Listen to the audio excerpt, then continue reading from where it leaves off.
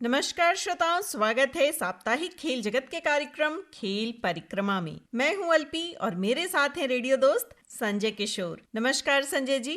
नमस्कार अल्पी जी और श्रोता बंधु, आप भी हमारा नमस्कार स्वीकार कीजिए। आज के इस खेल गतिविधि वाले कार्यक्रम में बहुत कुछ है बताने के लिए। हम आपको बता दें, भारत और ऑस्ट्रेलिया के बीच कल से 4 टेस्ट मैचों की सीरीज का आरंभ होने जा रहा है और इस सीरीज में स्पिनरों का प्रदर्शन बहुत आशाजनक होगा, ऐसी उम्मीद की जा रही है। हम भी आशा करते हैं कि खेल के इस कार्यक्रम में आप सभी बहुत जुड़कर आनंद लेंगे। दूसरी ओर बिहार में भी बहुत सारी खेल गतिविधियों का आयोजन चल रहा है। इसके बारे में इस कार्यक्रम में हम आपको आज जानकारी देंगे। तो इसी के साथ बढ़ते हैं कार्यक्रम में और सबसे पहले नजर डालते हैं सेगमेंट खेल के मैदान से में, जहां जानते हैं खेलों के बारे में विस्तार से। भारत और ऑस्ट्रेलिया के बीच गुरुवार से शुरू हो रही 4 टेस्ट मैचों की सीरीज का नतीजा काफी हद तक स्पिनरों के प्रदर्शन पर निर्भर करेगा। दोनों ही टीमों ने भारतीय पिचों को देखते हुए गेंदबाजी आक्रमण को धार देने के लिए 4-4 स्पिनरों को टीम में शामिल किया है। मेजबान टीम की ओर से अनुभवी रविंद्रन अश्विन, रविंद्र जडेजा, कुलदीप यादव और अक्षर पटेल हैं, तो ऑस्ट्रेलियाई स्पिनरों की अगुवाई नाथन लियोन करेंगे। उनका साथ देने के लिए एस्टन आगर, मिशेल स्विप्सन और युवा टाड मर्फी होंगे। टाड मर्फी ने यूं तो अभी अंतर्राष्ट्रीय टेस्ट क्रिकेट नहीं खेला है, लेकिन उन्होंने घरेलू क्रिकेट में काफी प्रभावी प्रदर्शन किया है। हालांकि अगर भारतीय स्पिनरों से तुलना करें तो लियोन को छोड़कर कोई भी ऑस्ट्रेलियाई स्पिनर भारत के खिलाफ अभी तक एक भी मैच नहीं खेला है। भारतीय स्पिनर में अक्षर को छोड़ दें तो अश्विन, जडेजा और कुलदीप के पास ऑस्ट्रेलियाई टीम के विरुद्ध खेलने का अनुभव है। अश्विन का कौशल और नियंत्रण उन्हें काफी खतरनाक बनाता है, खास तौर पर अगर पिच पर उछाल और अधिक घुमाव हो तो। गेंदबाजों में अश्विन के पास सबसे अधिक विविधता है। वह कलाई, उंगलियों और एंगल के साथ तेजी से विविधता के साथ गेंदबाजी करते हैं। ऑस्ट्रेलियाई टीम भी भारतीय पिचों पर अश्विन के खतरे से भली भांति परिचित है, इसलिए उसने अभ्यास सत्र में महेश पीथिया की मदद ली थी, जो अश्विन की तरह गेंदबाजी करते हैं। करीब 6 महीने बाद चोट से उबरकर अंतर्राष्ट्रीय स्तर पर वापसी कर रहे जडेजा की गति और निरंतरता टर्निंग विकेट पर उन्हें काफी प्रभावी बनाती है। बांग्लादेश के विरुद्ध सीरीज में उन्होंने अपने प्रदर्शन से प्रभावित किया है। अक्षर ने अब तक ऑस्ट्रेलिया के विरुद्ध एक भी टेस्ट नहीं खेला है, जिसका भारत को फायदा हो सकता है। अक्षर का कोण ही है जिसमें उनके पकड़ पाना मुश्किल है। अक्षर हमेशा स्टंप में गेंद करते हैं, लिहाजा ऑस्ट्रेलियाई बल्लेबाजों को उनका सामना करने में परेशानी होगी। अगर बात करें ऑस्ट्रेलियाई स्पिन विभाग की, तो उनके पास नाथन लियोन एकमात्र सफल गेंदबाज हैं। भारत में उनका औसत 30 से अधिक है और उनके पास भारत में खेलने का अनुभव भी है। उन्हें एस्टन आगर का साथ मिलेगा, जिन्होंने दक्षिण अफ्रीका के विरुद्ध शानदार प्रदर्शन किया था। ऑस्ट्रेलिया को 2021 में T20 विश्व कप जिताने वाले कप्तान आरोन फिंच ने मंगलवार को अंतर्राष्ट्रीय क्रिकेट से संन्यास ले लिया। ऑस्ट्रेलिया के सबसे सफल T20 बल्लेबाज फिंच बिग बैश लीग और घरेलू T20 मैचों में खेलते रहेंगे। क्रिकेट ऑस्ट्रेलिया ने ट्वीट किया, हमारे विश्व कप विजेता और सबसे लंबे समय तक T20 कप्तान रहे आरोन फिंच ने खेल को अलविदा कहने का फैसला किया है। अपने योगदान के लिए धन्यवाद आरोन फिंच। भारतीय टेनिस स्टार सानिया मिर्जा और अमेरिका की बेथानी मार्टेक सैंडर्स की जोड़ी को Abu Dhabi open tennis tournament के पहले दौर में बेल्जियम की क्रिस्टीन फिलिपकेंस और जर्मनी की लॉरा सिजमंड ने हरा दिया। सानिया और मार्टेक को मैच में 3-6, 4-6 से पराजय झेलनी पड़ी। सानिया 19 फरवरी से शुरू हो रही दुबई टेनिस चैंपियनशिप के बाद खेल को अलविदा कहने जा रही हैं। पिछले महीने सानिया और रोहन बोपन्ना ऑस्ट्रेलियन ओपन के मिक्स डबल में विजेता रहे थे। वो ग्रैंड स्लैम में सानिया का आखिरी मैच था। और अब कुछ स्थानीय खेल खबरें। बिहार के जाबाज पुलिस अधिकारी शहीद रणधीर वर्मा की 73वीं जयंती के अवसर पर रणधीर वर्मा फाउंडेशन बिहार के तत्वावधान में संजय गांधी स्टेडियम गर्दनीबाग पटना में आयोजित रणधीर वर्मा अंडर 17 क्रिकेट प्रतियोगिता के उद्घाटन मैच में बसावन पार्क क्रिकेट एकेडमी ने लक्ष्य क्रिकेट एकेडमी को 7 विकेट से पराजित कर शानदार आगाज किया। टॉस जीतकर पहले बल्लेबाजी करते हुए लक्ष्य क्रिकेट एकेडमी ने 2.3 ओवर में 9 विकेट खोकर 89 रन बनाए। लक्ष्य क्रिकेट एकेडमी की ओर से कुंदन 18 रन, जिसमें एक चौका और एक छक्का शामिल था। सौरभ ने 15 और छोटू ने 11 रन बनाए। बसावन पार्क क्रिकेट एकेडमी की ओर से आरव ने 18 रन देकर 4 विकेट, आदर्श कुमार ने 19 रन देकर 3 विकेट और प्रतीक सिन्हा और आयुष पटेल ने एक एक विकेट लेने में सफलता पाई। जवाब में खेलने उतरी बसावन पार्क की ओर से खेलते हुए यश प्रताप ने 4 चौके की मदद से 28 रन, आयुष सिंह ने 3 चौके तथा 2 छक्के और 1 छक्के की मदद से 19 रनों का महत्वपूर्ण योगदान दिया। लक्ष्य क्रिकेट एकेडमी की ओर से मानव और प्रियांशु ने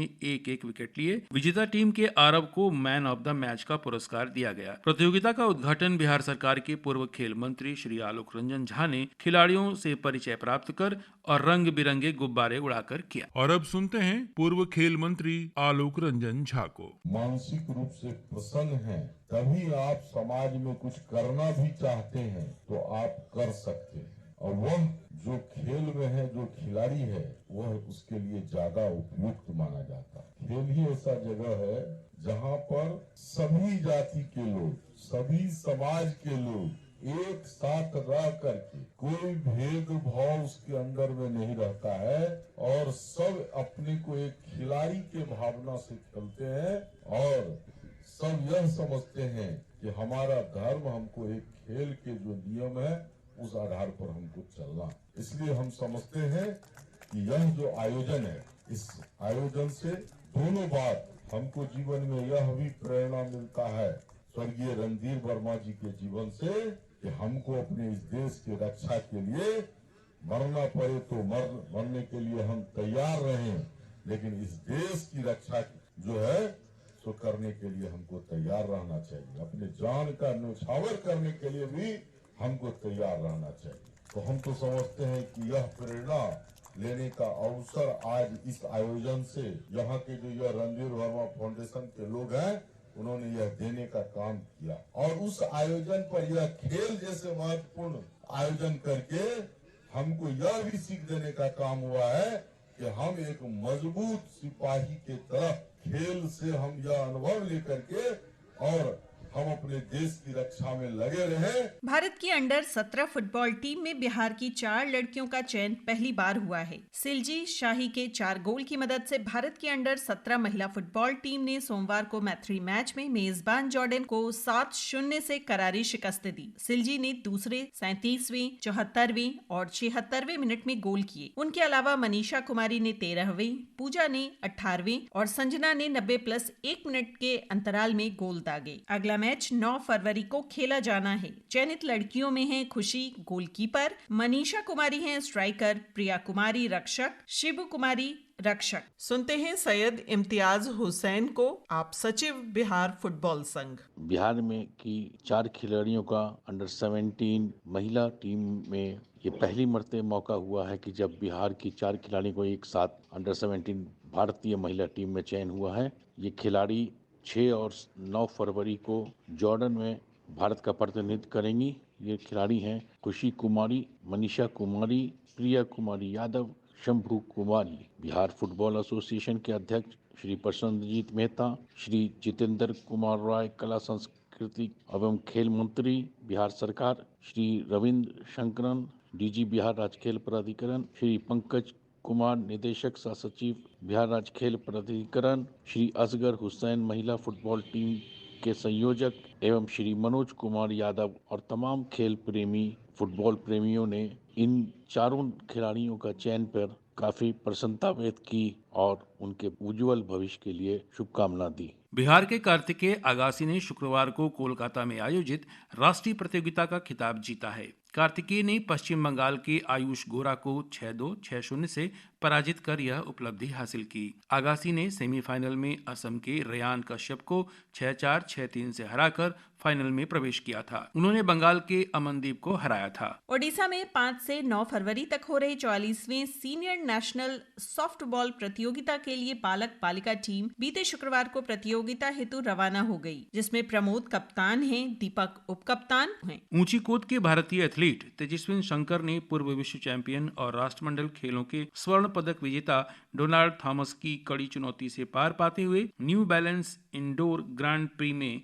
शीर्ष स्थान हासिल किया है। दिल्ली में जन्मे 24 साल के तेजस्विन ने 2.26 मीटर की कूद लगाकर पहला स्थान प्राप्त किया। Syed Ejaz Hussain memorial football tournament का आयोजन 18 फरवरी से पटना में होगा। आयोजन समिति के संयोजक रवि शंकर कुमार ने बताया कि टूर्नामेंट का आयोजन वीर कुंवर सिंह हार्डिंग पार्क पटना में होगा। इस वर्ष टूर्नामेंट में 8 शीर्ष टीमें भाग लेंगी। फाइनल 26 फरवरी को होगा। मध्य प्रदेश में आयोजित खेलो इंडिया यूथ गेम्स में छपरा के आकाश कुमार ने मंगलवार को बिहार की झोली में पहला स्वर्ण पदक डाल दिया। जबलपुर में हुई तलवारबाजी स्पर्धा में महाराष्ट्र की तेजस पाटिल को फाइनल में आकाश ने 15-9 से पराजित कर यह उपलब्धि हासिल की। बिहार का खेलो इंडिया में अब तक का यह सर्वश्रेष्ठ प्रदर्शन है। राज्य ने 1 स्वर्ण, 1 रजत और 3 कांस्य पदक अब तक जीते हैं। छपरा के बिशनपुरा के रहने वाले 18 वर्षीय आकाश के पिता सेना में जवान हैं। राष्ट्रीय अंतर जिला जूनियर एथलेटिक्स मीट से बिहार का लक्ष्य कहीं ज्यादा बड़ा है। शिवनाथ सिंह के बाद करीब 43 साल से किसी खिलाड़ी ने ओलंपिक में राज्य का प्रतिनिधित्व नहीं किया है। गुरुवार को पाटलिपुत्र खेल परिसर में मुख्यमंत्री श्री नीतीश कुमार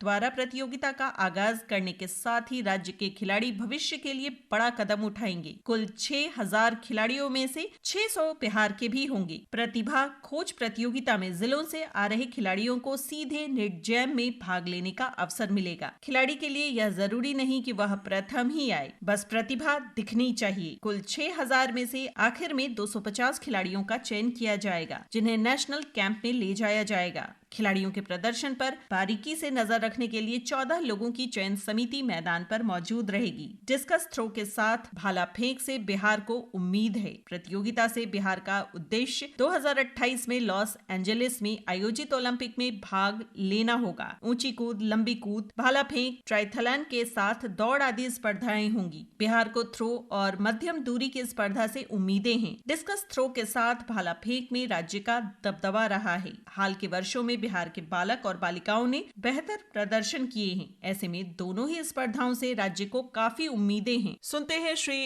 रविंद्रन शंकरन को, आप डीजी स्पोर्ट्स हैं। ये निटजैम इवेंट है, national inter district junior athletic meet है। ये 18th एडिशन है, पहली बार बिहार में हो रहा है ये। और इसमें करीब 6000 एथलीट्स पूरा भारत से, हर जिला से, करीब 600 जिला, इंडिया के 600 जिला से आके भाग ले रहे हैं। ये दुनिया के सबसे बड़ा प्रतिभा कोच प्रोग्राम है एथलेटिक्स में।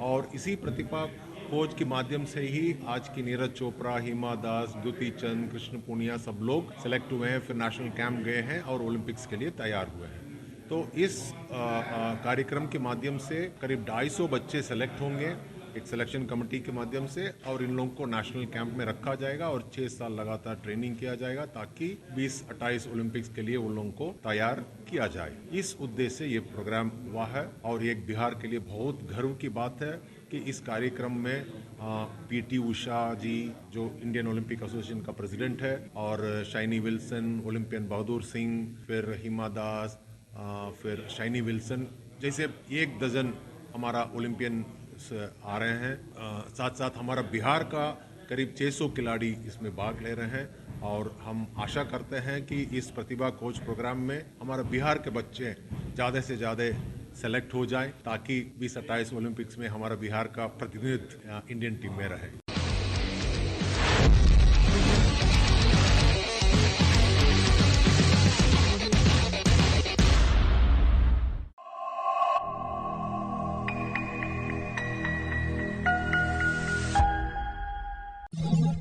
खेल जगत की जानकारियों के बाद सुनते हैं ये रिपोर्ट। राष्ट्रीय महिला रग्बी 15 में बिहार का प्रदर्शन।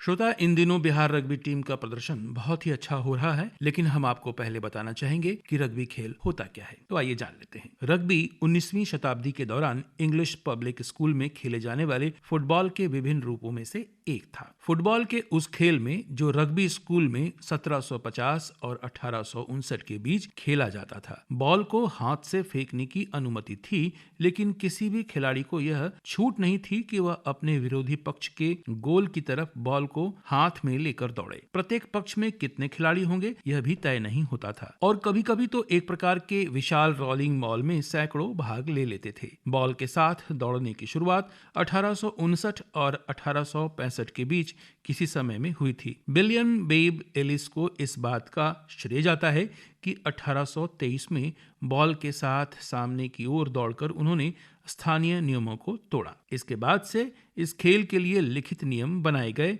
जो पहले स्थानीय आपसी समझौतों के आधार पर खेलते थे। रग्बी स्कूल के लड़कों ने 1870 में इसका पहला लिखित नियम बनाया और आज रग्बी बहुत ही जोशीला और रोमांचक खेल हो गया है। और अब बात करते हैं बिहार की महिला टीम के बारे में। बिहार की महिला टीम भुवनेश्वर में आयोजित रग्बी 15 नेशनल चैंपियनशिप में उप विजेता बनकर लौटी है। खिताबी मुकाबलों में बिहार की टीम को मेजबान ओडिशा के खिलाफ 7-47 से हार मिली। बिहार का इस प्रतियोगिता के इतिहास में अब तक का यह सर्वश्रेष्ठ प्रदर्शन है। रग्बी खिलाड़ी श्वेता शाही ने इस बारे में बताया। तो हमारे साथ इस वक्त बिहार रग्बी की अंतर्राष्ट्रीय खिलाड़ी श्वेता शाही जी जुड़ चुकी हैं। श्वेता जी, इस समय जो बिहार रग्बी की टीम सिल्वर मेडल लेकर वापस लौटी है, कितना टफ था या कितना आसान था?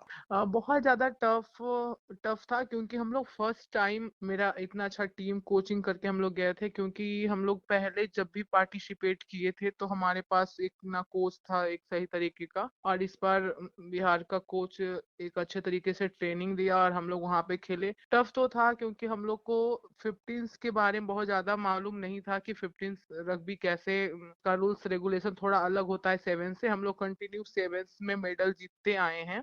अंडर 14, 17 और सीनियर सभी में हम लोग चैंपियन हैं बिहार के लड़के लड़कियां। तो एक 15 से ऐसा गेम था जिसमें जो हम लोग का यहाँ पे ना ट्रेनिंग होता था ना हम लोग पहले खेले, तो थोड़ा तो टफ था। इससे पहले बिहार की टीम 7वें स्थान पर रही थी। चैंपियनशिप में दिल्ली को तीसरा स्थान मिला। रग्बी बिहार के सचिव पंकज कुमार ज्योति ने बताया, बिहार की महिला रग्बी टीम भुवनेश्वर में आयोजित रग्बी 15 नेशनल चैंपियनशिप में उप विजेता बनकर लौट चुकी है और खिताबी मुकाबले में बिहार की टीम को ओडिशा ने शिकस्त। पर बात करने हेतु हमारे साथ अभी मौजूद है रग्बी बिहार के सचिव पंकज कुमार ज्योति जी। पंकज जी, बहुत बहुत स्वागत है आपका हमारे इस प्रोग्राम में। Thank you sir. Pankaj ji, हमें बताएं, बिहार की रग्बी टीम जो पिछले साल 7वें स्थान पर रही थी और इस साल प्रदर्शन में जबरदस्त सुधार हुआ है और चैंपियनशिप में बिहार को दूसरा स्थान प्राप्त हुआ है, आप क्या कहेंगे? सबसे पहले मैं ये आपको बताना चाहूंगा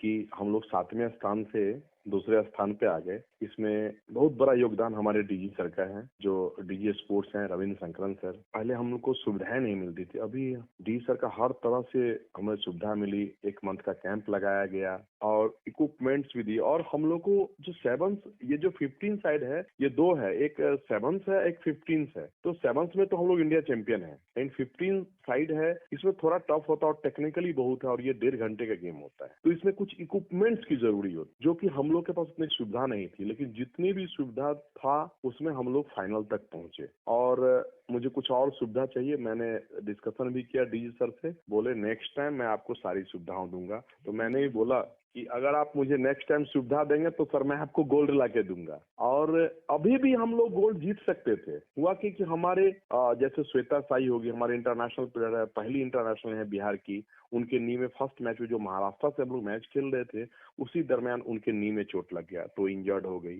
दूसरे मैच में एक रिया है, रिया काफी अच्छा अटैकर है, तो उसको भी जो दिल्ली के जीत में बहुत बड़ी उसकी भूमिका जी, उसको भी चोट लग गया तो वो बाहर हो गई। उसके बाद आरती है, एकदम यंगेस्ट प्लेयर है, अभी 3 इंटरनेशनल में सिल्वर जीत गई है। एक और यंगर स्टार है हमारी धर्मशिला नालंदा की, वो भी 2 सिल्वर मेडलिस्ट है, वो घायल हो गई। मतलब लेके हमारी 5 स्टार प्लेयर बाहर हो गई। इस चोट का जो मुश्किल दौर था इसमें स्वीटी कुमारी ने बहुत महत्वपूर्ण भूमिका निभाई और उभर कर सामने आई, उन पर क्या कहेंगे? स्वीटी 1 साल पहले से उसको चोट था, अभी वापसी कर रही है। नेशनल गेम में वो वापसी की थी तो नेशनल गेम में उसका प्रदर्शन संतोषजनक था, लेकिन अभी इस टूर्नामेंट में वो पुराने वाले लय में दिखी और अपने दम पे बहुत हद तक टीम को फाइनल तक पहुंचाने में स्वीटी चौधरी का बहुत बड़ा योगदान रहा। पंकज कुमार ज्योति जी, आपने अपनी व्यस्त दिनचर्या से समय निकाला है और हमारी शुभकामनाएं हैं महिला रग्बी 15 टीम के साथ। इसी तरह बिहार की रग्बी टीम और आगे बढ़ते जाए और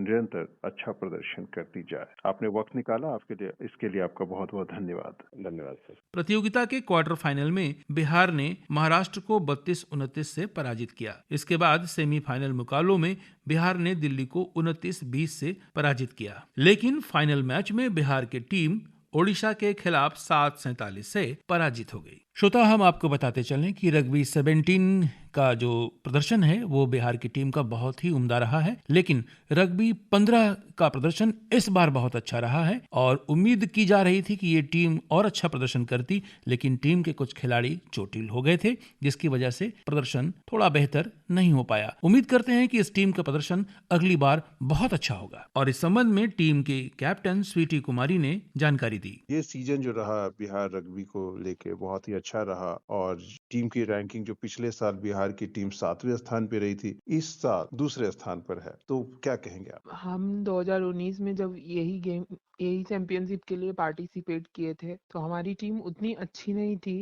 और उस टाइम हम भी टीम में थे, लेकिन उस टाइम कैंप भी नहीं लगा था और इतनी अच्छी अच्छी लड़कियां भी नहीं थी। लेकिन अभी हमारे गवर्नमेंट ने कैंप दिया करके बहुत सारी लड़कियां नई नई आई, उनको सीखने के लिए मौका मिला और तब जाके हम लोगों ने पार्टिसिपेट किया।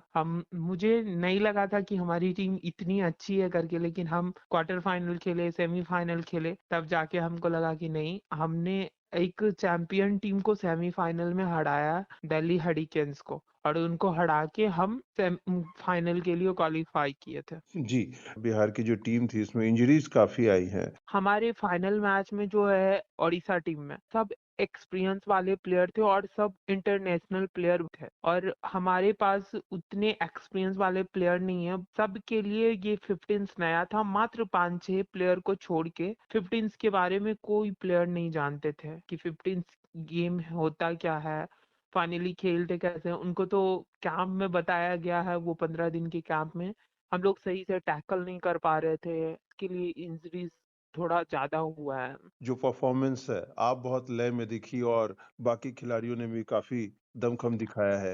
एज अ कैप्टन मतलब बहुत ज्यादा मैं प्रेशर में आ गई थी, लेकिन फिर भी बहुत अच्छा खेला। मतलब प्रेशर हमने नहीं लिया, हम फिर भी अपनी टीम को बहुत ज्यादा मोटिवेट कर रहे थे कि नहीं खेलो, कुछ नहीं होगा। अगर उनका ट्राई बहुत ज्यादा भी हो गया तो आप लोग टेंशन में मत आओ, ब्रीद इन करो और अपने आप को मतलब पुश करो कि हाँ, हम अभी भी कर सकते हैं, अभी से भी गेम को बदल सकते हैं। और हमने लास्ट लास्ट तक मतलब खुद को पुश किया, लेकिन नहीं हो पाया क्योंकि कंटिन्यू हमारे प्लेयर इंजर्ड होते चले गए। स्वीटी जी, आने वाले सत्र के लिए हमारी तरफ से शुभकामनाएं और आपने वक्त निकाला इसके लिए आपका बहुत बहुत धन्यवाद। और अब सुनते हैं खिलाड़ी धर्मशिला को। टीम का जो वर्तमान प्रदर्शन रहा है इसके लिए बहुत बहुत बहुत बधाई। और अब इंजरीज से हिट रही है टीम, इंजरीज के बारे में बताइए, आपको भी चोट लगी है? हाँ सर, मुझे तो फर्स्ट बार लगी है, आपका हड्डी ये टूट गया है। वो ऐसा, हम लोग के टीम बहुत अच्छी अच्छी प्लेयर थी जो कि बाहर बैठी हुई थी, इंजर्ड हो चुकी थी पहले ही और टीम में जो खेले तो। और कुछ अनुभव का भी अभाव रहा क्योंकि रग्बी 15 का अनुभव नहीं था हमारी टीम को। हाँ यस सर, नहीं था, वो भी था। और वो लोग थे कि एक्सपीरियंस प्लेयर थे, सब पहले से खेल चुके थे, हम लोग फर्स्ट टाइम खेले थे। चलिए, फर्स्ट टाइम खेल करके भी हम लोगों ने इतना अच्छा प्रदर्शन किया और यस सिल्वर मेडल लेकर आए, तो अगली बार हम गोल्ड जरूर लाएंगे। Yes sir. जल्दी से जल्दी गेट वेल सून, रिकवर हो जाइए, नेशनल कैंप ज्वाइन कीजिए। Yes sir. धर्मशिला जी, आपने बातचीत की इसके लिए आपका बहुत बहुत धन्यवाद। Thank you sir. अभी हम सुन रहे थे ये रिपोर्ट राष्ट्रीय महिला रग्बी 15 में बिहार का प्रदर्शन। और अब सेगमेंट चहल पहल। स्कूल में शौक के तौर पर फुटबॉल खेलने वाले गुरप्रीत सिंह संधू को कब इससे प्यार हो गया पता ही नहीं चला। सिटी ब्यूटीफुल के नाम से मशहूर चंडीगढ़ की गलियों से निकलकर भारतीय फुटबॉल टीम की दीवार बन चुके संधू ने 3 फरवरी को अपना 31वां जन्मदिन मनाया। यूरोप की शीर्ष लीग में खेलने वाले पहले भारतीय संधू ने 8 साल की उम्र में पहली बार फुटबॉल को किक मारी थी। भारतीय गोलकीपर गुरप्रीत कहते हैं कि मैंने फुटबॉल को नहीं, फुटबॉल ने मुझे चुना है। 6 फुट 6 इंच लंबे गुरप्रीत ने 13 साल की उम्र में पंजाब की अंडर 16 टीम में जगह बना ली थी। जल्द ही वह अंडर 19 और फिर सीनियर टीम के सदस्य बन गए। उन्होंने 18 साल की उम्र में तुर्कमेनिस्तान के खिलाफ पहला अंतर्राष्ट्रीय मैच खेला था जो 1-1 से बराबर था। उन्होंने 2016 में नॉर्वे के क्लब स्टाबिक की तरफ से मैदान पर उतरते हुए इतिहास रच दिया था। वह यूएएफ यूरोपा लीग में खेलने वाले पहले भारतीय फुटबॉलर थे। वे यूरोप में पेशेवर लीग में खेलने वाले 5वें भारतीय हैं।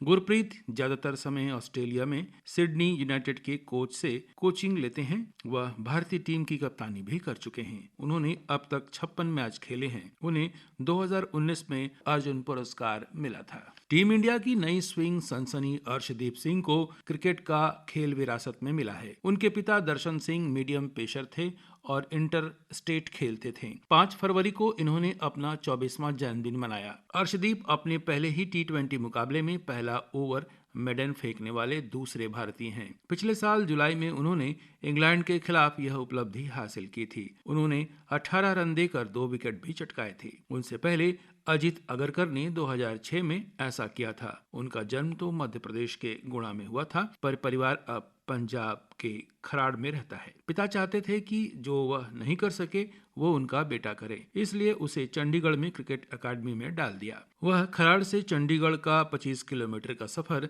साइकिल पर तय करते कोचिंग जाते। उनकी यह मेहनत 2018 में तब रंग लाई जब उन्हें अंडर 19 विश्व कप के लिए भारतीय टीम में चुना गया। टीम चैंपियन बनकर लौटी। पंजाब ने IPL के लिए उन्हें अपने साथ जोड़ लिया। डेथ ओवरों के विशेषज्ञ गेंदबाज अर्शदीप पिछले 1 साल में भारतीय T20 में टीम के अहम सदस्य हैं। वह अब 26 T20 में 8.39 की इकोनॉमी से 41 विकेट चटका चुके हैं। उन्होंने पिछले 21 मैच में सर्वाधिक 33 विकेट झटके थे।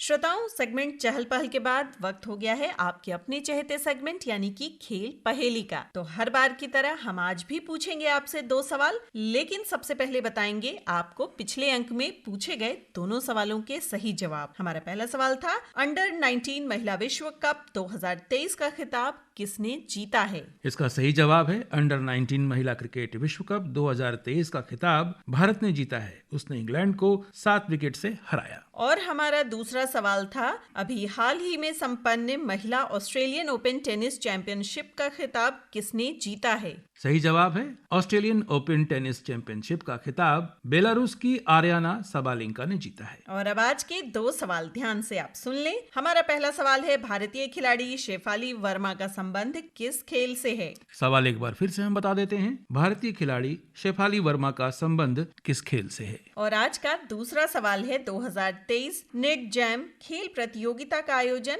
कौन सा राज्य कर रहा है? सवाल एक बार पुनः सुन लें, 2023 नेट जैम खेल प्रतियोगिता का आयोजन कौन सा राज्य कर रहा है? श्रोताओं, इन दोनों सवालों के सही जवाब हम तक भेजने के लिए आपके पास पूरे 1 सप्ताह का समय है, यानी अगले मंगलवार की शाम तक। तो बिना देर किए आप चाहें तो पत्राचार के माध्यम से या फिर ईमेल के माध्यम से हम तक भेजें अपने जवाब। इसके लिए नोट करें आप पत्राचार का पता। कार्यक्रम खेल परिक्रमा द्वारा केंद्र निदेशक आकाशवाणी पटना 800001। हमारा ईमेल पता है kp.airpatna@gmail.com। और इसी के साथ कार्यक्रम के अंतिम पड़ाव पर हम आ चुके हैं, जहां आपसे फिर से एक बार गुजारिश है कि आप खेल गतिविधियों के साथ जुड़े रहें और खेल में भारत की टीम का समर्थन भी करते रहें। हम आ चुके हैं अंतिम पड़ाव पर और विदा लेना चाहेंगे अपने कार्यक्रम की प्रस्तुतकर्ता अंशुमान झा के साथ। मुझे यानी अपने रेडियो दोस्त संजय किशोर को और अल्पी को आज्ञा दीजिए। नमस्कार।